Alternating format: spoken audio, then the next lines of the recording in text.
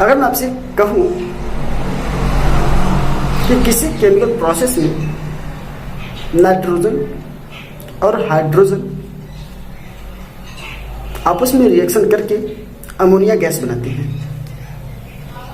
तो इसको chemical equation की फॉर्म में कैसे लिखेंगे आप? मैंने क्या बोला कि नाइट्रोजन है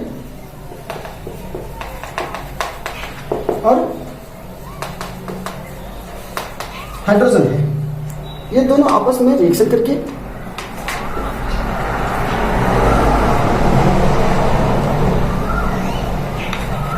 अमोनिया गैस बनाते हैं। उसके इक्वेशन की फॉर्म इस प्रकार से लिखा जाएगा। लेकिन जब एटम्स एंड मॉलिक्यूल्स के फॉर्म में एस्टेब्लिश करना होगा तो आप कैसे करेंगे इसको? तो आप ध्यान दें कि नाइट्रोजन गैस को आप बोलते हैं N2, हाइड्रोजन गैस को आप बोलते हैं H2 और अमोनिया गैस का जो फॉर्मूला है वो है NH3। पहला स्टेप हमारा यही है कि हम इसको इक्वेशन के फॉर्म में एस्टेब्लिश करें। जब हम इक्वेशन के फॉर्म में एस्टेब्लिश कर लेते हैं तो सेकंड टाइम हमको करना होता है रिएक्टेंट साइड में, प्रोडक्ट साइड में पार्टिकल्स को इक्वल करना। जैसे कि यहाँ पर नाइट्रोजन 2 है, यहाँ पर 1 नाइट्रोजन है, यहाँ पर हाइड्रोजन 3 है और यहाँ पर 2 है। तो इनको इक्वल करने के लिए अगर यहाँ नाइट्रोजन 2 है तो यहाँ पर भी नाइट्रोजन 2 लगाएंगे आप। ठीक, यहाँ पर भी 2 नाइट्रोजन लगा दिया आपने। जैसे ही 2 नाइट्रोजन किया आपने, जस्ट मिनट, जैसे ही आपने यहाँ पर 2 नाइट्रोजन किया, हाइड्रोजन कितना हो गया 6, और जब 6 हाइड्रोजन हो गया तो यहाँ पर 6 से मल्टीप्लाई करना पड़ा। और आप देख पा रहे हैं कि इस तरफ और रिएक्टेंट की साइड में और प्रोडक्ट की साइड में नंबर ऑफ पार्टिकल्स इक्वल है। जब दोनों साइड में नंबर ऑफ पार्टिकल्स इक्वल हो जाते हैं तो हम इनके स्टेट को लिखते हैं। स्टेट लिखने का मतलब कि नाइट्रोजन गैस है, यहाँ पर गैस लगाइए, हाइड्रोजन भी गैस है तो आप गैस लगाइए, और साथ में अमोनिया गैस है तो अमोनिया को भी गैस बनाइए। ठीक, इन तीनों को हमने गैसेस स्टेट में डाल दिया। अब नेम लिखिए इनका, नेम लिखेंगे आप यहाँ पर लिखेंगे, यहाँ पर पहले से लिखा है नाइट्रोजन, फिर क्या लिखेंगे आप हाइड्रोजन, और साथ में लास्ट में क्या आ जाएगा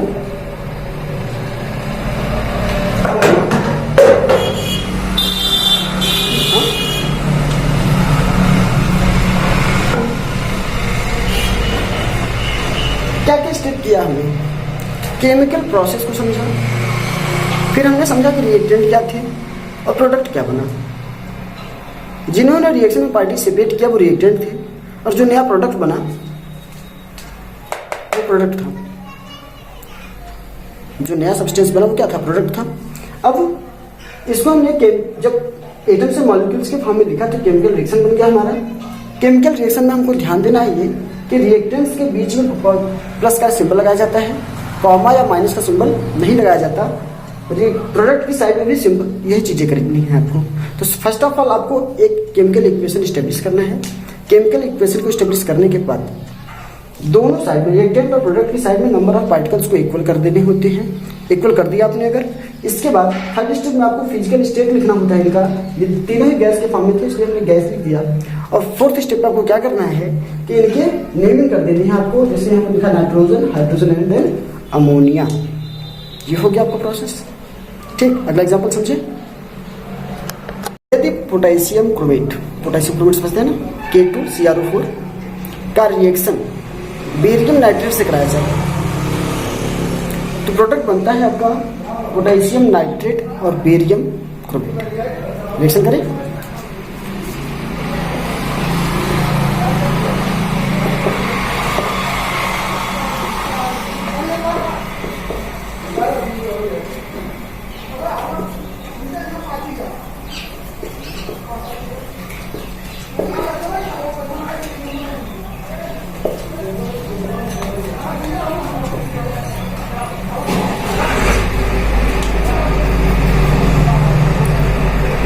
देखिए पोटेशियम क्रोमेट नेमिंग कर देता हूँ मैं। देखिए क्या लिखा मैंने, potassium chromate, barium nitrate, potassium nitrate और फिर बेरियम क्रोमेट। बैलेंस करना है, सिंपली क्या करेंगे, यहाँ से स्टार्ट करें कि सबसे ज्यादा जो नंबर ऑफ पार्टिकल्स लिख रहे हैं यहाँ पर लिख रहे हैं हमको बेरियम नाइट्रेट में नाइट्रेट के 2 पार्टिकल्स हैं, यहाँ पर नाइट्रेट के सिंगल पार्टिकल्स हैं।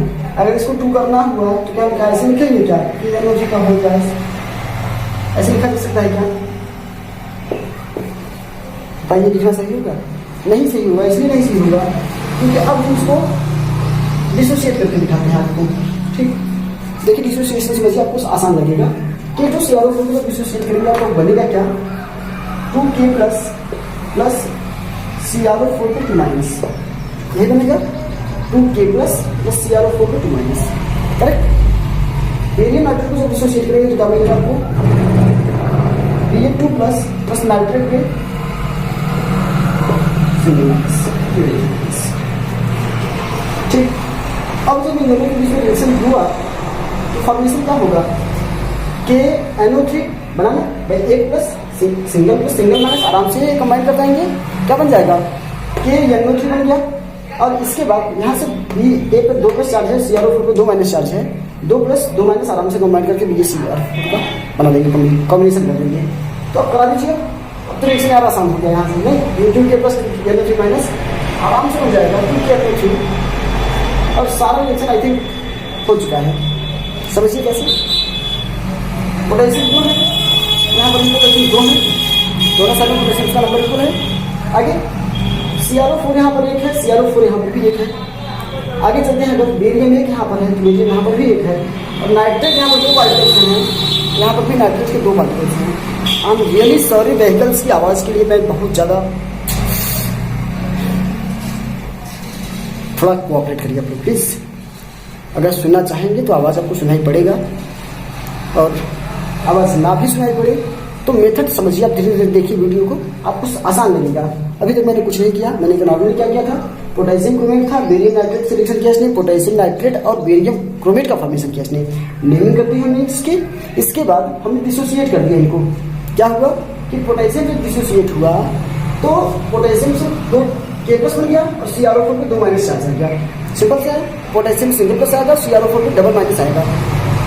बेरियम नाइट्रेट को डिसोसिएट करेंगे, बेरियम ग्रुप सेकंड का पार्टिकल है इसलिए इस पर 2 प्लस चार्ज आएंगे, बेरियम पर 2 प्लस चार्ज आ गया और नाइट्रेट पर सिंगल माइनस चार्ज आ गया। पोटेशियम को नाइट्रेट के साथ कॉम्बिनेशन करा रहे हैं आप, क्योंकि इसका कैटायन इसके एनायन से रिएक्शन कर रहा है, इसका कैटायन इसके एनायन से रिएक्शन कर रहा है, अर्थात क्या बनेगा? KNO3 बनेगा, सिंगल प्लस सिंगल माइनस आराम से कॉम्बिनेशन कर लेंगे ये लोग और KNO3 का फॉर्मेशन कर लेंगे। इस पर 2 माइनस चार्ज, इस पर 2 प्लस चार्ज, दोनों अगर वैलेंसी इक्वल है तो आराम से कॉम्बिनेशन होगा इनका, क्या बनेगा? बेरियम क्रोमेट का फॉर्मेशन हुआ। अब एक ही चीज रह गई कि दोनों साइड में पार्टिकल्स के नंबर को इक्वल करना। दोनों साइड में पार्टिकल्स के नंबर को इक्वल कैसे करेंगे? यहाँ पर नाइट्रेट 2 पार्टिकल्स हैं, यहाँ पर सिंगल पार्टिकल तो हमने डबल कर दिया। यहाँ पर नाइट्रेट का डबल क्या है बताइए? 2 पार्टिकल्स है ना, यहाँ पर सिंगल पार्टिकल था, डबल कर दिया हमने। बाकी पोटेशियम ऑटोमेटिक डबल हो गया, क्रोमेट सिंगल है, क्रोमेट यहाँ पर भी सिंगल है, CrO4 आगे बेरियम इक्वल हो गया, नेमिंग कर दिया आपने। अब इनको आप मान के चलेंगे कि ये एक्वस फॉर्म में है, ये एक्वस फॉर्म में है, तो आप लगा दीजिए सिंपल यहाँ पर AQ and then AQ, correct. क्योंकि सॉलिड स्टेट में होंगे तो फिर ये रिएक्शन नहीं करेंगे। क्लियर है? अगले रिएक्शन पे चले। नेक्स्ट रिएक्शन आपका कि यदि बेरियम क्लोराइड एल्यूमिनियम सल्फेट से रिएक्शन करे तो बनने वाला प्रोडक्ट क्या होगा और उसको कैसे बैलेंस करेंगे हम लोग। ठीक, तो अब यहाँ से पहले स्टेप से हम लोग सोचने का प्रयास करते हैं कि किस प्रकार से कंपाउंड का फॉर्मेशन होगा। पहला है बेरियम क्लोराइड, बेरियम पर 2 प्लस चार्ज होता है, क्लोरीन पर सिंगल माइनस होता है। समझिए ध्यान से, अभी आपने समझाना कि बेरियम ग्रुप सेकंड का पार्टिकल है, अगर ये ग्रुप सेकंड का है तो उसमें कितना प्लस होगा?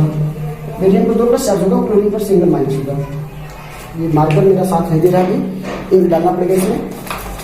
देखिए बेरियम 2 प्लस चार्ज और क्लोरीन पर सिंगल माइनस चार्ज। यदि बेरियम पर 2 प्लस चार्ज और क्लोरीन पर सिंगल माइनस है तो बैलेंसिंग कैसे होगी? यदि क्लोरीन भी 2 हो जाए ना, क्लोरीन 2 कर दीजिए, अभी आराम से कंबाइन कर सकते हैं। अब आराम से कंबाइन करेंगे क्या मिलेगा? BaCl2 दिख रहा है ना, BaCl2 का फॉर्मेशन हो जाएगा। चलो ठीक। एल्यूमिनियम सल्फेट, एल्यूमिनियम की कितना plus charge? 3 plus charge. Sulphate की कितना माइनस? 2 माइनस। कैसे बात करेंगे? ये तो पहले भी पढ़ा आपने नहीं, बस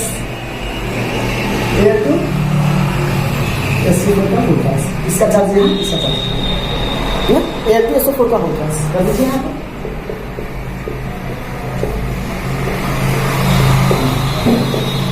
आगे क्या बनेगा बताइए, कुछ सोचिए।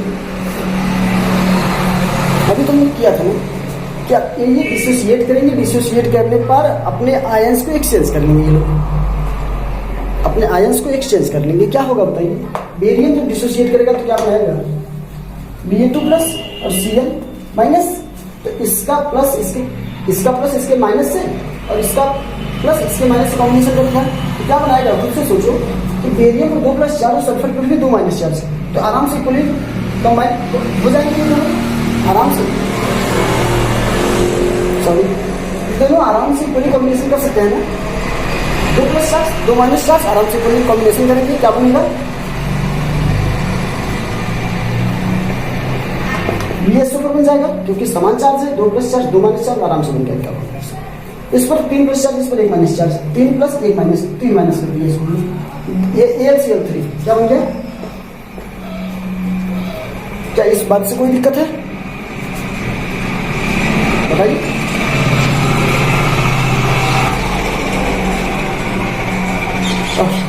इस तरह की डिस्टर्बेंस रही ना, तो या तो वीडियो रात में बनेगा या फिर घर पे बनेगा। नेक्स्ट टाइम ये डिस्टर्बेंस नहीं चाहिए, ठीक। चलिए, BeCl2 Al2SO4 के साथ रिएक्शन कर रहा है, Al2SO4 का होता है, इसके साथ रिएक्शन करके बेरियम सल्फेट और AlCl3 का फॉर्मेशन कर रहा है। नेमिंग करते हैं फटाफट इसका, barium chloride, barium chloride,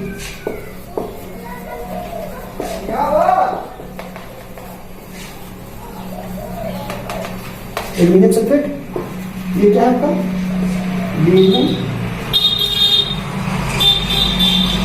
sulphate, और ये क्या है आपका, एल्यूमिनियम, ठीक। बेरियम हो गई, अब बैलेंस करना है, हो जाएगा बैलेंस, करके दिखाएं। सल्फेट के 3 पार्टिकल्स हैं, सल्फेट का 1 पार्टिकल है, सल्फेट के 3 पार्टिकल्स कर दिया आपने, क्लियर। बस सल्फेट का 1 पार्टिकल यहाँ पर था, यहाँ पर 3 पार्टिकल था, सल्फेट का 3 पार्टिकल कर दिया। जो मैक्सिमम नंबर है उससे स्टार्ट करिए ना, जो मैक्सिमम नंबर है उससे स्टार्ट करिए, आराम से हो जाएगा। तो सल्फेट का 3 पार्टिकल्स हो गया यहाँ पर, बेरियम कितने पार्टिकल्स हो गए, 3 करिए बेरियम। जब अपने बेरियम को 3 किया तो क्लोरीन कितना निकल के आ गया, कितना बताइए, 3 × 6, यहाँ पर कितना है 3, इसको कर दिया 6, हो गया। यही तो hit and trial method. First of all equation stabilise किया आपने, सेकेंड टाइम आपने क्या किया, हीट एंड ट्रायल मेथड्स के थ्रू जितने नंबर ऑफ पार्टिकल्स की नीड थी उतने से मल्टीप्लाई किया आपने। एडिशन को किया नहीं जाता कि एक एल्यूमिनियम कम हुआ आगे एक एल्यूमिनियम लगा दिया, वो नहीं किया जाता। आपको मल्टीप्लाई के थ्रू इक्वल करना होता है दोनों साइड में, फिर फिजिकल स्टेट लिखा, फिर नेमिंग कर दी इनकी, और ये हो गया आपका कंप्लीट बैलेंस रिएक्शन। अब कितने प्रकार के रिएक्शंस होते हैं ये नेक्स्ट वीडियो में आ रहा है, how many types of reactions कितने प्रकार के हैं वो करेंगे हम लोग, और फिर एक्सोथर्मिक एंडोथर्मिक प्रोसेस करेंगे। फिर नेक्स्ट वीडियो जो आएगा उसमें आ जाएगा oxidation, reduction, density and other process जो होते हैं ऑक्सीडेशन के थ्रू, सारी चीज़ें नेक्स्ट वीडियो में कर देंगे हम लोग कंप्लीट। पहला चैप्टर आपका कंप्लीट हो जाएगा। फिर मैं भी एक छोटा सा टेस्ट हुआ आप लोगों का, और देखा जाए कि कितना आप लोग कर पा रहे हैं। नोट्स आप लोग स्टार्ट कर दीजिए, पहले भी कह रहा हूँ कि नोट्स नहीं करेंगे तो फिर मज़ा नहीं आएगा। क्वेश्चन आंसर आप लोग NCERT के सारे क्वेश्चंस करिए। जहाँ प्रॉब्लम आती है आप मुझे डायरेक्ट मैसेज कर दीजिए, मैं आपको प्रॉब्लम का सॉल्यूशन दूंगा, करेक्ट। अब बस, थैंक यू।